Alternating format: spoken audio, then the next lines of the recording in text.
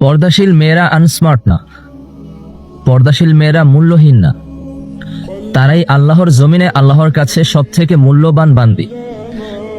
আপনার কাছে তাদের মূল্য নাও থাকতে পারে, আপনার কাছে একটা পর্দাশীল মেয়েকে ভালো নাও লাগতে পারে, তাতে কি বা যায় আসে? আপনার মূল্য দিয়ে তাদের কিছুই যায় আসে না, তাদের মূল্য হচ্ছে আল্লাহর কাছে।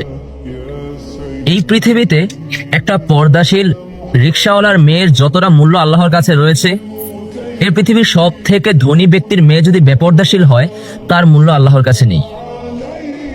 এখন আপনি একটা পর্দাশীল মেয়েকে আনস্মার্ট মনে করতে পারেন, আপনি একটা পর্দাশীল মেয়েকে খ্যাত মনে করতে পারেন, কিন্তু আল্লাহর কাছে তারা হচ্ছে সব থেকে বেশি মূল্যবান। আপনার মনে করা দিয়ে তাদের কিছু যায় আসে না।